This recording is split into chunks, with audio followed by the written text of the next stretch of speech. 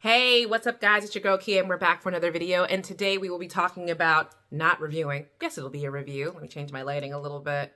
We will be talking about the movie, there we go. I like being a little bit warmer than brighter. We'll be talking about the movie Mea Culpa. Mea Culpa is the latest film by Tyler Perry, where he wrote, directed, produced, all of it. And I think the film might have been recorded in maybe 7 days. So it stars Kelly Rowland. It also has, I'm going to go through the list of actors, Kelly Rowland, Trevante Rhodes. If you remember Trevante Rhodes, it's because he starred in Moonlight. That's why he's familiar to you probably. Nick Segar, Sean Segar, Enrico Lee, Sharon Thornton, Carrie O'Malley, Ariana Barron, Connor Wales, and Angela Robinson. So some of these people are actors that you know and are familiar with. If you watch, you may not know them by the name. But they're all good actors. And listen, let me tell you, the acting in this film wasn't bad. It was exactly what it's supposed to be. The acting is good. And Kelly Rowland, though she's not an actress who's in consistent films, she does a good job. Ronrico, and I'm sorry for pronouncing his name wrong. He's been in several Tyler Perry movies. He's always good. He's always a steady actor. He was in Sister Sister. He is a steady, consistent actor. He's always good. Trevante Rhodes, also a good actor. He was great in Moonlight. He's been in several other things. Good actor. And I think the woman who played their mother, the mom in the film, no, that was the one who played the gallery owner. The white woman in the film is also somebody I'm familiar with. If you watch procedurals on CBS, on Fox, you've seen this red-haired woman several times. Let me see. I'm just curious about her name. Is it Sharon is it Sharon Thornton?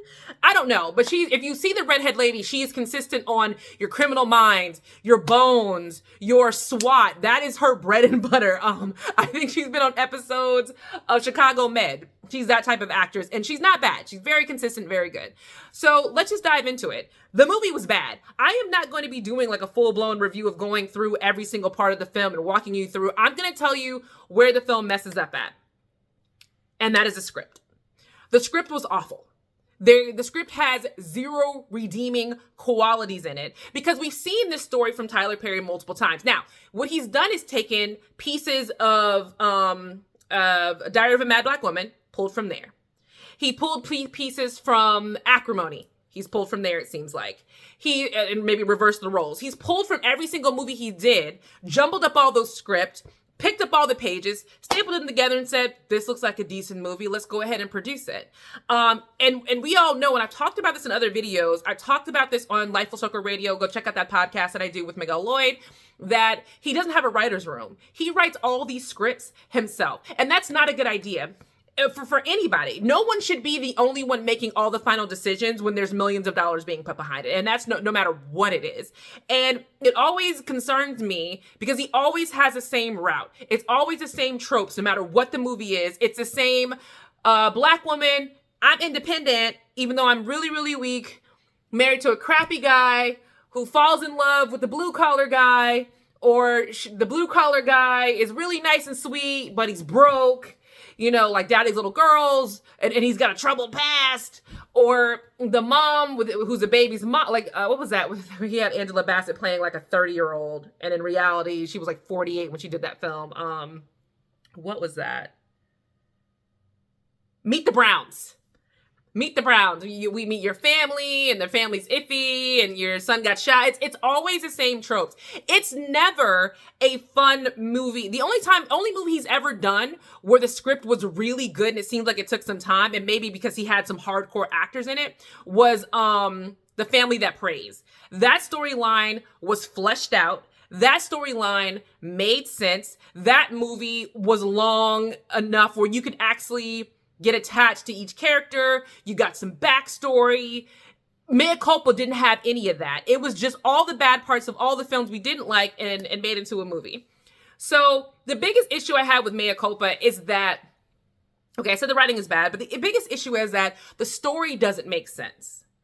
And the reason why the story doesn't make sense is because he didn't start off with an opening scene like he's done in The Family That Prays. In The Family That Prays, the very first scene is a daughter, Andrea, Sanaa Lathan's character, getting married. She meets the guy she ends up having an affair with. He gives her a job. There's some weird little tension right there. She, her mother-in-law, the other girl, is talking bad about her. So you get to realize all of these different foundational relationships in the matter of first 5-minute scene. That really works for movies because it goes, okay, so now I know a little bit of backstory. And Mea Culpa, there's this awful mother-in-law, awful. Not just like everybody's regular mother-in-law who's picky, who doesn't like the clothes you wear, who thinks you're raising the kids like crap, or thinks you work too much, or you don't wear enough makeup, or you got fat, or you don't treat my son well enough. It was the world's worst person as a mother-in-law. But why is she like that? That needs to be explained about why is she so mean? Why is she so awful? And why do the sons have 0 spines? So towards the end, the mom was telling the boys that they both need to hit their wives and control them and this and that. If you're raising men to be men, then why are they mama's boys?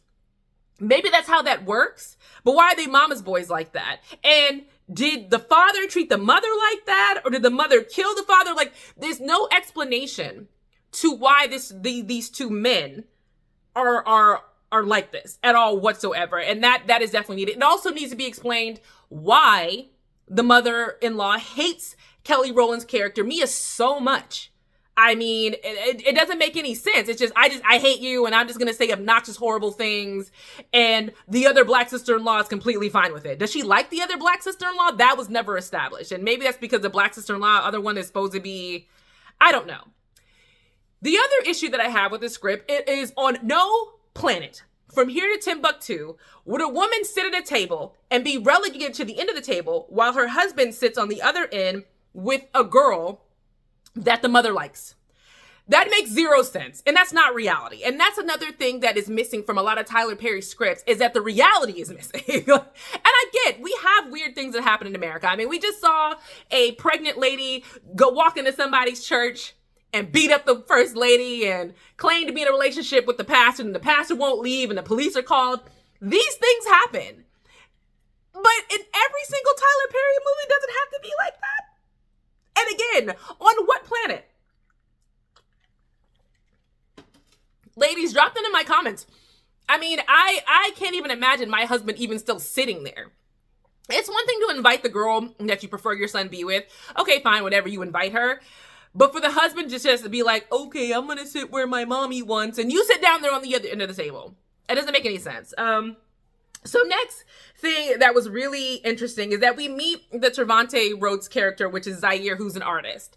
And Mia decides to be his lawyer, even though she shouldn't, blah, blah, blah, conflict of interest. The family's like, no, you're not going to do it. She's like, oh, I am, because you guys helped me make the decision. I get why that was written like that, because it doesn't make sense. Your brother is a prosecutor. You're the defense attorney. It's a huge conflict of interest. And most courts actually wouldn't allow that to happen. Again, I'm not a lawyer. I don't know. I don't care. The story that Zaire, the artist, gave was that he met a gorgeous Mexican goddess as a waitress in Italy. I've never been to Italy, but I have several family members who have traveled to Italy on a pretty consistent basis. I have wealthy friends who've gone to Italy. Never once have they said they saw a Spanish-speaking person. Spanish, but not Mexican. Spanish, but not Puerto Rican. So why is this Mexican goddess working in Italy? Again, I'm not trying to sound xenophobic or racist. It seems like a weird thing to say. Why is she not Greek? Also, why aren't you in the DR? Why aren't you in Mexico City as an artist? Especially since Mexico City, Mexico is a huge place for artists. You know, Italy to me seems more, you're looking at classical art, you're looking at traditional art. But for a newer artist like Zaire is supposed to be, that screams Mexico City to me. And again, if you do more research on modern art, you know, your Frida Kahlo's, your Diego Rivera's, it's very much Mexico City. But that's my opinion. Okay, so that was weird to me. And they go into the whole seduction thing. I'm not going to go all the way into it. But let me tell you, if Tyler Perry decided all of a sudden that he was going to be an adult film director, porn director, I think he'd be great at it. I think that might be his new calling, because every time we see an adult scene in certain movies, they're graphic. They are extremely graphic. It almost seems like he puts more effort into the sex scenes and the sex scenes being believable and sensual, and that makes you really just look at him and go, oh, Jesus Christ, I wonder if my husband can do that. He puts a lot of effort into them, more than any part of the movie. And it ends up being the anchor point of the film, is watching these people have sex. Now, Shonda Rhimes does this also. Shonda Rhimes has very steamy sex scenes that are very graphic. But Shonda also has scripts that develop these characters that you want to talk to and meet in real life and be like, oh, great, they're having sex. That's great and sensual. But also, why does her mother want her to do this? Why does the father not talk to the son? What happened? Oh, it's because he had a speech impediment. Oh my God. That's how Shonda Rhimes writes. Tyler doesn't do that. So if Tyler just wanted to go into adult film, I'm supportive of that. I'm supportive of that. So the next thing is, and again, this is not a review. This is just pointing out some weird things that I thought could have been improved upon. I missed the part where they needed to go to the house. I forgot how this went. Oh, it was discovered that she's having an affair with Zaire. And it, of course, it's a conflict of interest. You have an affair with your client. It's definitely frowned upon. I know that much, And she goes to the family's house and they tell the brother, they whispered in his ear. It was all very just a lot. And again, why does the mother and the brother have this type of connection why does the mother have this connection and control over her two sons? It's very weird. It doesn't make any sense. Also, nobody in their family, this is another plot hole that was interesting. For the past 8 months, the brother and the mother have been into something that he's been taking care of Mia. She never once spoke up and said, reverse ho, I'm taking care of him. I'm taking care of this household. I'm paying all the bills because he got fired as an anesthesiologist for using drugs. Shout out to Tyler Perry, because that is something that happens pretty often. I found that out from medical friends.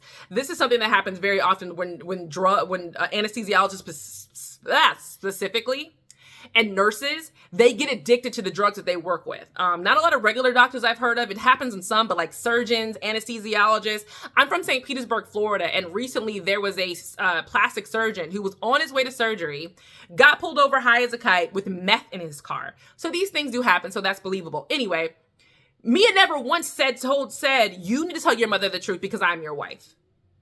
What wife would do that? I get wanting to protect your marriage and protect your husband. That is a real thing. But at the point where the mother is degrading you and the son is not saying anything, he didn't say anything until this moment.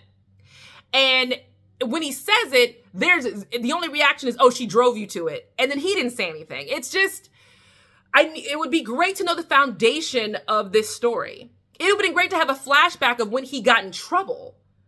Because if he got in trouble for this, how did his brother not know if his brother's a district attorney? Because he would have had to gotten arrested for being in the hospital drunk and using drugs. So it's just weird things that just makes me think, and not think in a good way, I think this is missing from the story, dude. So she's exiled from the family. She goes to the Dominican Republic to go clear her mind. Great. She runs into the girl that they thought was dead that Zaire killed. And again, this is not a review, so if you didn't hear that part, it's because I didn't say it. Probably. She runs into the girl that Zaire killed, and they have this ridiculous fight in the hotel hallway over a cart, and she sprays her in the face. It was very stupid. It was a stupid fight. The girl takes her phone and takes off running. And then we see Kelly again in front of the police station with a phone. Where'd you get the phone from that quick, girl? Did the girl give you your phone? Did she throw it back to you? Did she drop it? Why did she take the phone? Also, why didn't she go back to Italy? If Italy is where she was working, why didn't she go back to Italy? Why did she go to Mexico City?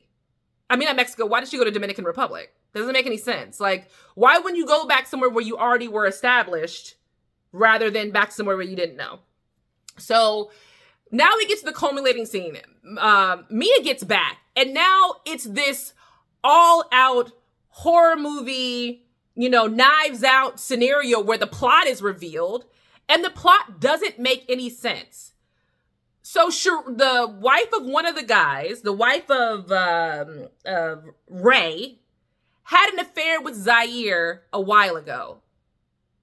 So Ray decides to set him up for murder. Mia represents him, has an affair with him. Ray, Cal, the other brother, is told, see, we knew she would do it. How did you know she would have an affair? Like, it's just so many plot holes. It doesn't make any sense. How did you know she was going to have an affair? And what are y'all planning on doing with her? Y'all planning on murdering everybody? You're a district attorney, but you're planning on murdering everybody. It's one that sets somebody up for murder. It's a whole other thing to murder someone. And it's revealed that Charisse, like I think I just said it, Charisse, the wife, had an affair with Zaire the painter, but they found paintings in the home, but also paintings on the ceiling. So did Zaire leave the paintings here? Did somebody steal them? Why there are paintings in the ceiling and paintings in the kitchen? It doesn't make any sense. Like, how did the paintings get there and why are they there? Was it collected as evidence of that Charisse slept with him? It just, again, doesn't make any sense. And then the fighting scene, why are we all fighting? It's revealed that the mother doesn't have cancer, but Mia's paying all the medical bills. Well, where were those medical bills going? You were just giving Cal money and didn't asking for a receipt and checking your account where the stuff is going. That doesn't make any sense. And to say, oh, you know, it's part of his campaign to just make her more sympathetic that had cancer. And news outlets in Chicago are not going to follow up on her cancer treatment. That's not how stuff works these days. They would want to talk to her physician saying, you know, she's such a strong woman. Her son's running for this and it just would have been a bigger thing. And there would have been more research on about the mom having cancer if you're running for public office. Lastly, just to discuss weird things is they get into a weird fight. Charisse, the wife, I think her name Charisse? I keep saying Charisse like that's her name. Yeah, Charisse is told by her husband, Ray, to stab her, and she's crying like she can't do it. Why were you even being asked to do it in the first place? Has she killed for him before? Why is she so whipped? Why is she so under his thumb? It's crazy. Long story short, Mia goes running out. She gets in the car with her husband. Finds out her husband's in on it. A lot of people are saying, you know, 911 doesn't call you back. 911 actually does call you back. I know that because I called 911 when my twins were first born because we had a giant snake in our house. And animal control wasn't answering the phone, so I had to call 911. The snake came out. I got scared, hung up the phone. 911 called me back. And was just like, okay, the phone got disconnected. Are you okay? Like, yeah, we're okay. We just need somebody to come. So 911 does call you back. So him getting a call back makes sense. The way he answered the phone was weird. And then she puts it on Bluetooth and finds out that it's Ray basically telling her to bring her back to the house. Again, are they going to kill the lawyer of Zaire and then blame it on Zaire? Maybe, who knows? It's not important, but you know, it would have been discovered that where she went. Or some kind of information. She ends up swerving the car into a truck. Cal is thrown from the car. And then all of a sudden, it is revealed that district attorney is this. And we don't know if the sister-in-law is dead. Maybe she's dead. Who cares? Who cares? The movie ends with Zaire texting Mia thank you and Mia throwing the phone in the garbage because he texts thank you. I don't know. And also, why is she dressed like Mary J. Blige from back in the day with the headscarf and the black glasses? Is she incognito? Most women would just wear a sweatshirt. So that was the movie. And again, the movie it's just the script. It's only the script. I'm also tired of Tyler Perry writing these men as so weak. I mean, I really am. I know I mentioned at the top, but I have to say it again. Here's what I would love to see written by Tyler Perry. Same old Tyler Perry plot. We're getting married. You know, he loves a wedding. He loves a wedding, darling. He loves a wedding. Same old Tyler Perry script. People get married. There's tension. And the mother-in-law and the daughter-in-law have to go on a road trip for whatever reason. To go get something, do something, see an old family member. You know, they have to go together. It starts off as tension. It ends up getting funny. It ends up getting relatable. Some dark secret is revealed. Brings the daughter-in-law and the mother-in-law closer. That would be a really great, funny movie with all the elements that he loves. Why not do that? I mean, he did that a little bit. Again, I always go back to The Family That Prays because it kept all of the Tyler Perry stuff that we like and brought in some little bit of core elements. Like, they had a road trip in with Alfred Woodard and the other character whose name I cannot think of right now, who went on a road trip and they had funny moments and they had a really serious moment when it was real. She has Alzheimer's. So he can do this. He just chooses not to. He could have a writer's room. He chooses not to. And now that he has a script, a film to production, not production, what I'm trying to say, a film to studio pipeline. Now that he's partnered with Netflix, he doesn't have to try. I don't know what Netflix deal he has, if it's a 3-picture deal or what. I'm hoping that Netflix either says, listen, for the next films, we need to have somebody in with you, or we need to review the film, and if Tyler goes no, and then Netflix decides to drop him, maybe that would give him a wake-up call. Because Netflix putting these movies out, because remember the last movie, what was the last movie? 1 second. Tyler Perry Netflix.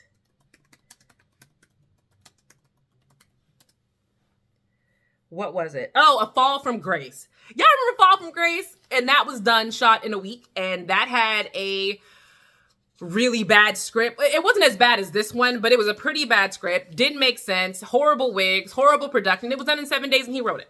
So shout out to Breaches Webb. Shout out to Makad Books, who's now on Law & Order. I'm so glad he's found a good job because he's a great actor and that was a horrible use of his time of being in that film. So I know Tyler Perry doesn't care. If you're a loyal Tyler Perry person, you don't care. You will enjoy the films regardless. But it's just really sad to see somebody with all the production tools at his disposal, and this, a mea culpa, is the BS that we get. So let me know your thoughts. Drop down in the comments. I want to get the conversation started and hear what you guys think about his movies, what you guys think about him, and see if there are redeeming qualities and if there are things in the film that I missed. I want to hear it. Let me know. So thank you, and I will see you guys in the next one. Bye.